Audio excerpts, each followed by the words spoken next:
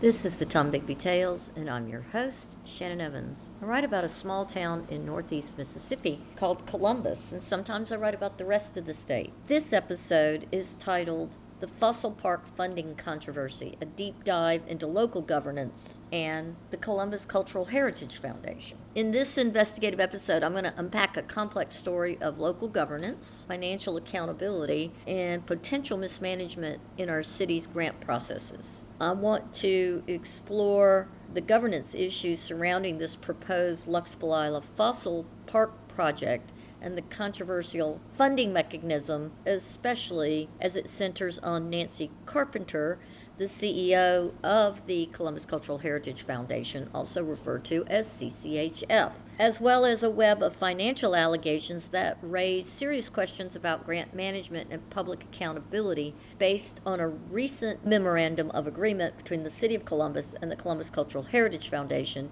facilitated by the city's grant writer. Some key points that need to be addressed include questions about financial transparency, concerns over grant management, potential conflicts of interest, and the importance of public oversight. I'm going to begin by reading this Memorandum of Understanding, or rather, this Memorandum of Agreement between the City of Columbus, Mississippi and the Columbus Cultural Heritage Foundation regarding funding for the Columbus Fossil Park, requiring a 501c3 nonprofit designation. Whereas the City of Columbus has approved the development of an educational and recreational Cretaceous fossil park to be located on the bank of the Luxpalila Creek at Probst Park. We'll be applying for funding for this fossil park from a number of foundations, businesses, and individuals interested in funding educational and recreational projects in our community that require their funds go to a 501c3 nonprofit corporation, and whereas the City of Columbus's Department of Parks and Rec,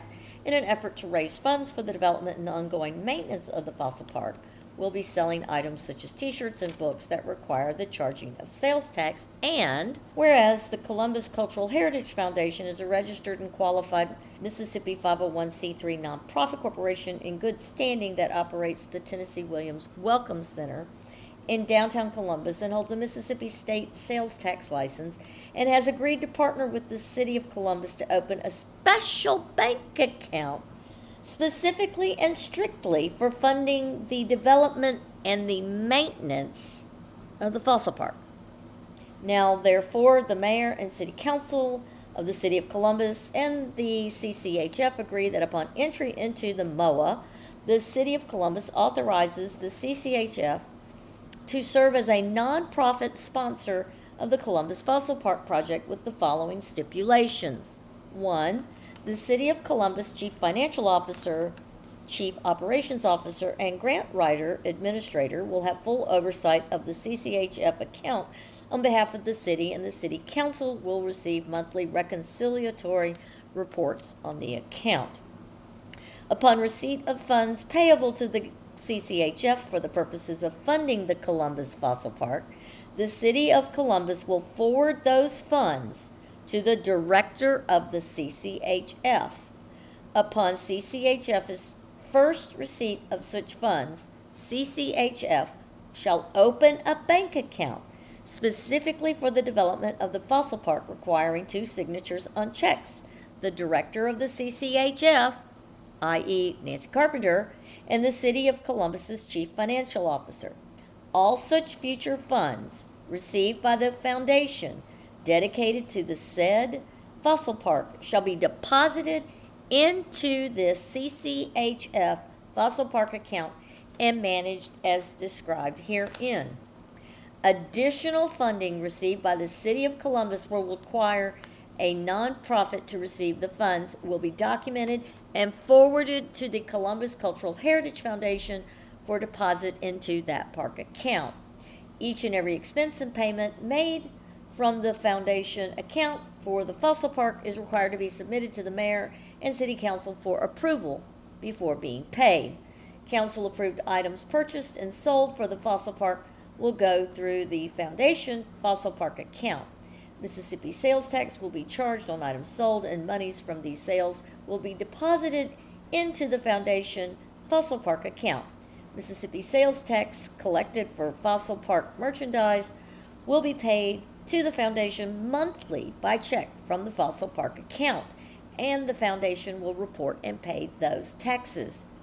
This MOA shall only be amended in writing and approved by the governing boards of the foundation and the mayor and the city council. This agreement may be terminated on 30 days advance notice with or without cause at the will and pleasure of either party.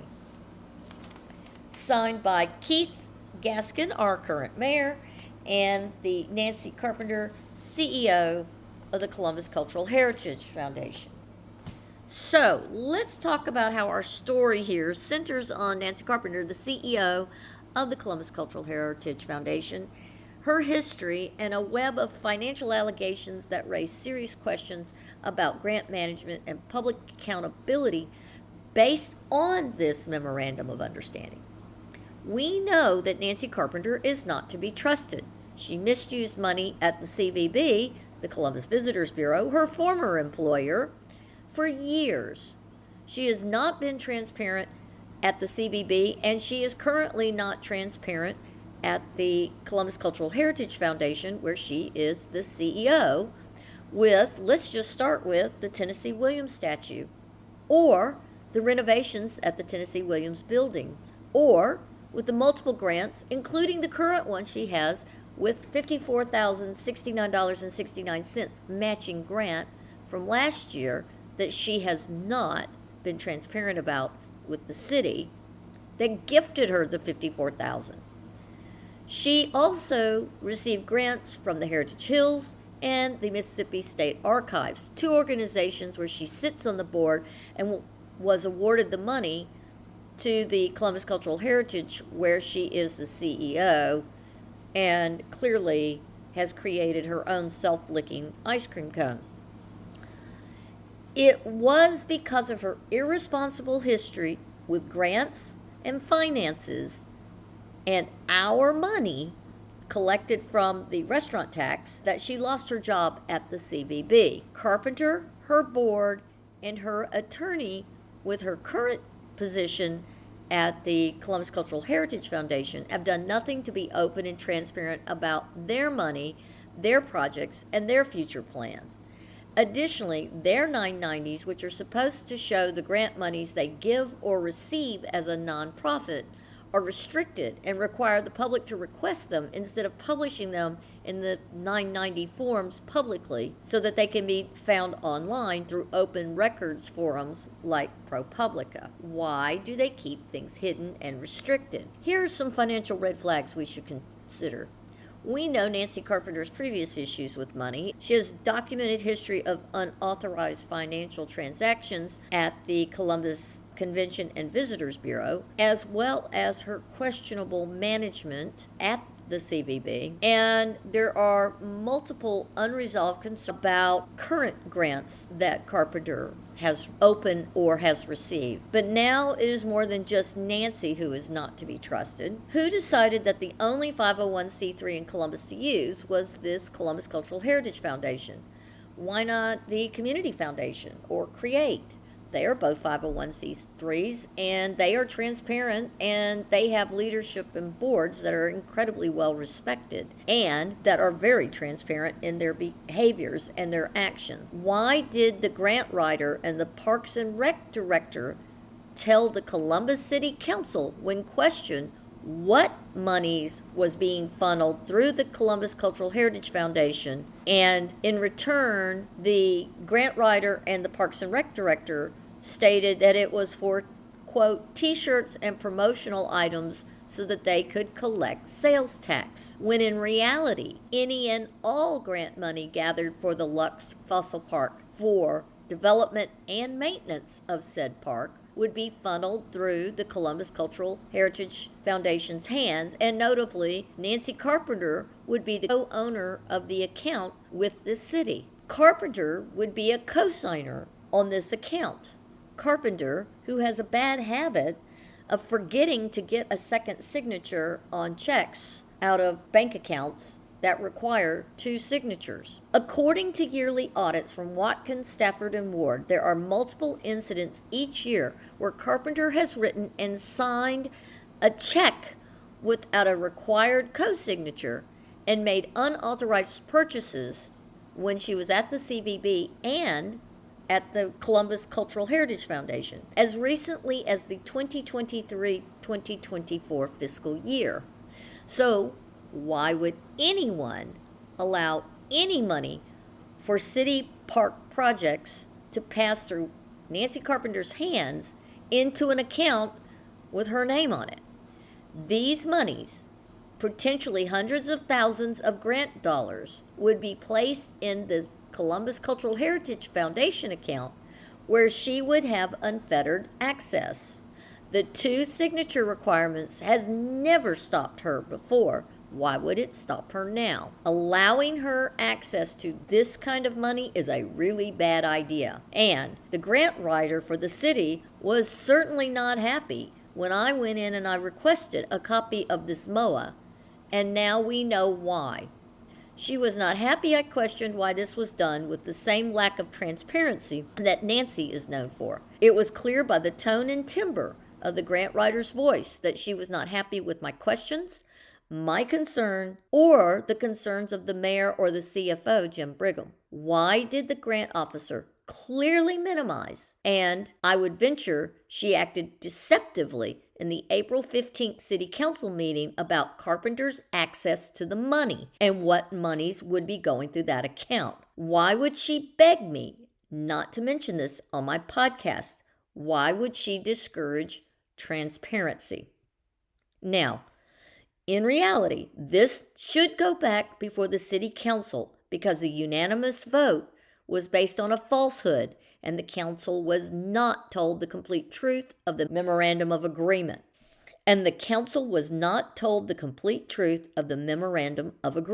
I have spoken to the mayor, Jim Brigham, and my councilman, Stephen Jones, and all agree that this was ramrodded through the council by the grant writer under less than a fully transparent discussion over who has access to the accounts, what will go through that account, and how it will be monitored. By the end of my meeting with the mayor, the CFO, and the grant writer was scurrying around making calls to another nonprofit in town to move the account and the Memorandum of Agreement. The fossil park will make a great addition to our town.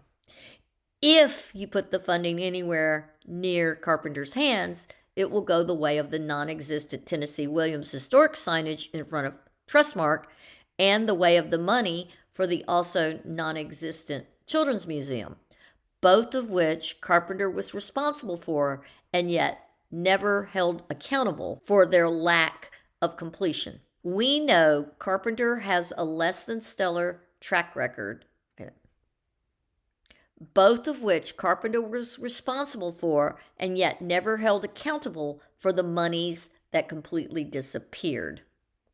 We know Carpenter has a less than stellar track record with managing public money for public projects. Why on earth would you ever put any money anywhere near her that was for the people of this city? Please call, text, email your city council person today and let them know that they need to hold the city's grant writer accountable for her lack of truthfulness about what city-designated grant money would be coming through the foundation coffers, and tell them to never trust Carpenter with city money again. There are other more transparent and fiscally responsible nonprofit agents in this community.